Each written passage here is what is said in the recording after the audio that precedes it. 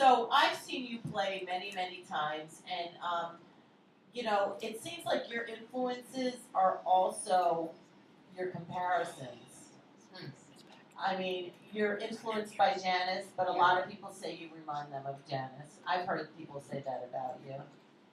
It's a high compliment. I know, but she's another one that, like, Yes. you know. So what makes you alive today, actually, Val? I have no freaking idea. The music keeps me alive. Yeah. There have been some close calls, like with all of us. You know? Right, absolutely. Those skeletons, baby, they come a-calling. Yeah. They come a-calling and we go a-crawling. I know. But I've always loved the blues. I've always related to old souls. You know, whether it's a 15-year-old with an old soul in its being, or Right. a very old person telling great stories of back in the day.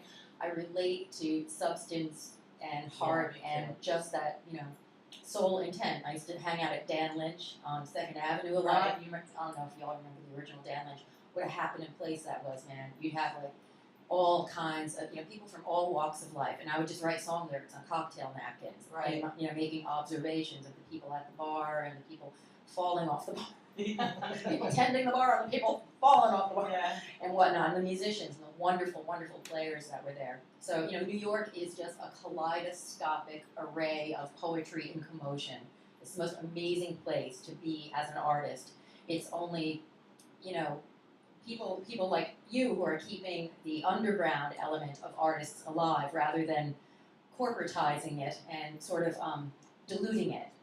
Well, we do our best to keep it, you know, as nitty gritty as we possibly can. Exactly. But I see that you're going to be playing a part in the Larry Myers play. And where did you meet Larry Myers? I met Larry Myers here. Yeah.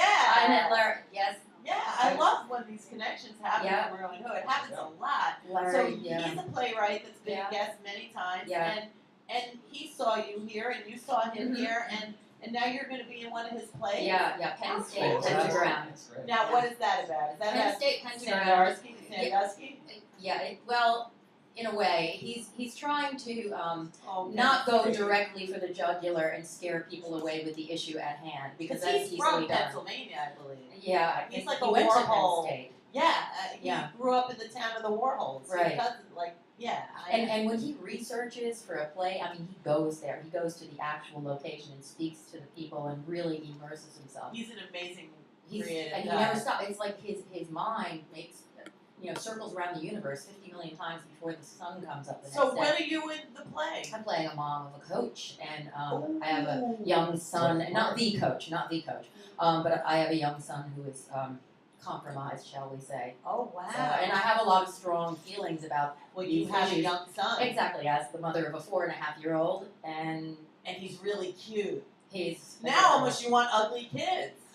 I mean, wouldn't that be a little safer? I don't think it makes a difference if they're ugly or cute. It's just there's these predators out there, and you got to teach the kids how to defend themselves without alienating them. You know. I know, but it's such a fine line. Oh my God, it is. You just don't believe that these people are really out there. I mean, someone like me who really, really gives people so many chances, and I trust so many people. I mean, I watch enough Law and Orders to know that the world is like that, but like when it's really happening blatantly like it is, you still don't want to believe it. I know I don't want to believe it. Yeah, Aton Patz years ago in West Village, and there's a book called Life After Aton, which is actually very informative, and I had never realized that they knew who it was. And he's in prison on unrelated but similar charges. And so they couldn't bust him for that, but they no, busted this him for very, something very persistent detective nailed him, and he's, I don't know. I remember that. Do you remember that? I don't remember that. He lived at In 235 Soho, East 4th Street, and part-time in a, like a tunnel in the Bronx, and he tried to lure you mean some the criminal? children. Yes.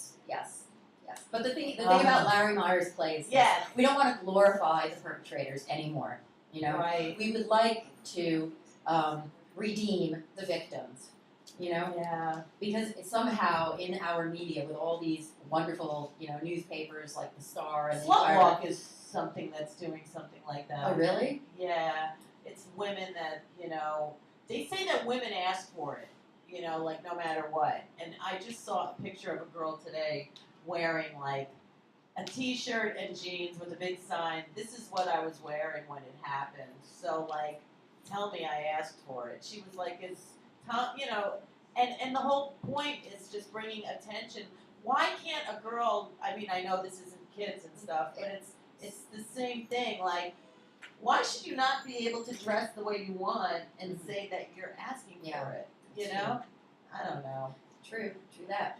But anyway, these are really cute presents, and we're going to take a quick break because I want to hear you sing a song, and then maybe you have it. Oh my goodness! Wow, Maybe you have a new beautiful. skeleton angel wings. Those are your angel wings. Wow! I knew you were Oh, thank you so much. We'll be right back with Val Kinzler singing Angels. I got